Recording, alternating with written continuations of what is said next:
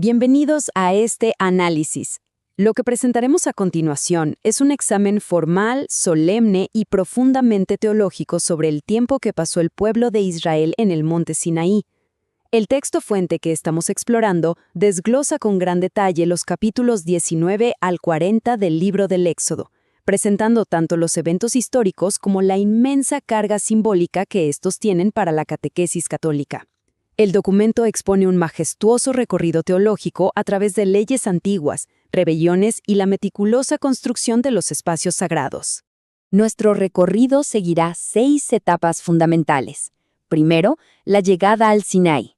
Segundo, los 10 mandamientos. Tercero, la antigua y nueva alianza. Cuarto, la fractura a través del becerro de oro.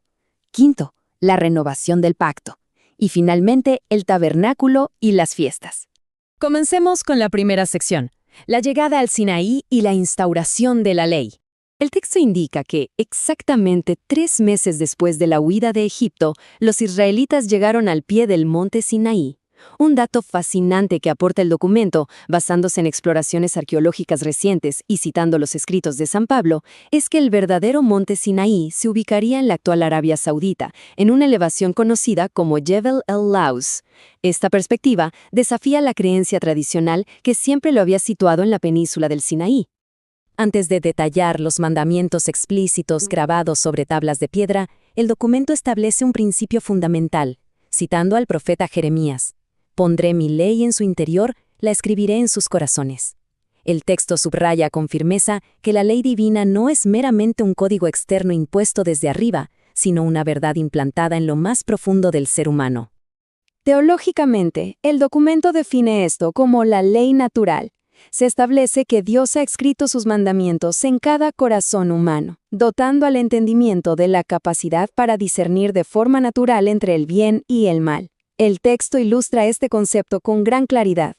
Señala cómo Caín sabía que asesinar a su hermano Abel era una transgresión, mucho antes de que existiera una ley escrita. De igual manera, expone que una persona no evangelizada comprende por naturaleza que el robo es una acción ilícita.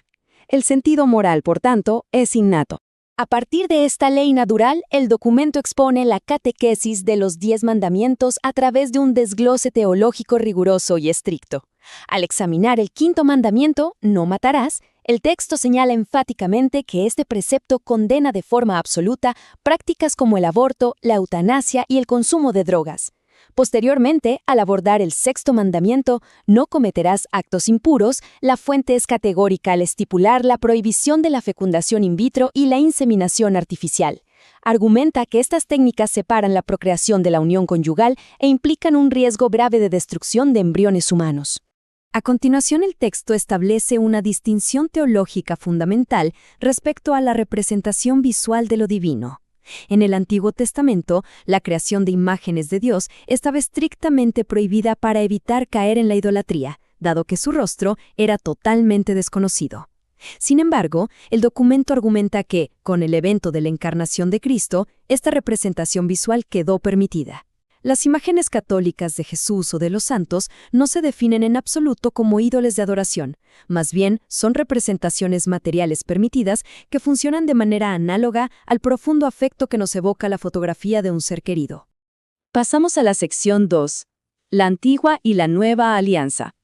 Aquí, el documento traza un paralelismo teológico notable entre dos grandes eventos de Pentecostés. Por un lado, detalla que la entrega de la ley en el Sinaí ocurrió 50 días después de la Pascua judía en Egipto, manifestándose majestuosamente con fuego y truenos, un evento que marcó el nacimiento de Israel bajo la antigua alianza. En paralelo teológico, el texto señala que en Jerusalén el Espíritu Santo descendió 50 días después de la resurrección de Cristo. Esta manifestación se produjo con viento y lenguas de fuego, marcando de forma definitiva el nacimiento de la Iglesia Católica como el nuevo pueblo de Dios bajo la nueva alianza.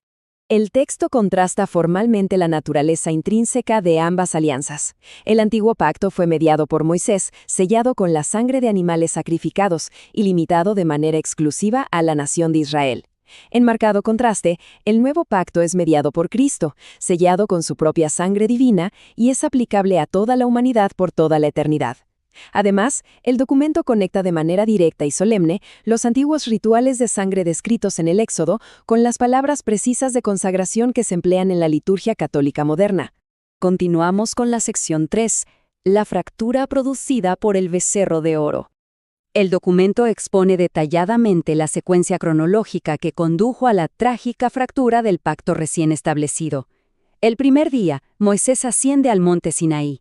Llegado el día 40, ante la percepción de la prolongada ausencia de su líder, el pueblo entra en pánico y decide construir el becerro de oro, retornando así al culto del ídolo egipcio Apis. Durante su descenso, al ver la idolatría, Moisés destruye las tablas de la ley. Las severas consecuencias enumeradas en el texto incluyen la ejecución de 3.000 hombres y una modificación estructural y permanente en el sacerdocio de toda la nación. El documento explica con rigor que la destrucción de las tablas de piedra no constituyó simplemente un acto de ira irracional, fue de hecho una demostración física y teológica irrefutable de que la alianza entre Dios e Israel había sido quebrantada en su totalidad por la infidelidad del pueblo. Las tablas hechas pedazos representaban visualmente la nulidad formal del pacto. El texto describe las profundas repercusiones institucionales de esta rebelión. Moisés se ve obligado a asumir el rol de intercesor primario por un pueblo que había sido condenado. Aarón, por su parte, excusó la construcción del ídolo con la evidente falsedad de que el becerro emergió por sí solo de las llamas. El documento explica que como resultado directo de este gravísimo acto de idolatría, el sacerdocio doméstico de orden patriarcal fue abolido por completo. La autoridad sacerdotal se transfirió exclusivamente a la tribu de Leví, instituyendo el sacerdocio levítico y estableciendo desde ese preciso momento una mayor distancia y una jerarquía formal entre Dios y el público general. Avanzamos a la última sección, la renovación de la alianza, el tabernáculo y las fiestas. El texto detalla que, en uno de los 9 ascensos totales de Moisés a la montaña, Dios instruye la elaboración de 2 nuevas tablas de piedra. Este acto se expone teológicamente como un periodo de gracia infinita. Es el momento en el que la divinidad se revela como plenamente misericordiosa, restaurando la relación fracturada y renovando formalmente la alianza, a pesar del gravísimo pecado colectivo que se había cometido. A continuación, el documento delinea la institución del Día de la Expiación, o Yom Kippur, dividiéndolo en 3 pasos litúrgicos esenciales. Primero, el ayuno y arrepentimiento del pueblo. Segundo, el sacrificio de animales por parte del sumo sacerdote. Y tercero, la aspersión ritual de sangre sobre el arca. El texto teológico hace aquí una distinción doctrinaria fundamental. Expone que esta sangre animal únicamente cubría el pecado de manera temporal. Este ritual antiguo funcionaba como una preparación tipológica para el sacrificio definitivo del Viernes Santo, el cual, según la doctrina descrita, borraría el pecado de manera absoluta y permanente. El texto traza luego una correspondencia analítica y sumamente directa entre la arquitectura litúrgica del desierto y la infraestructura de la Iglesia contemporánea.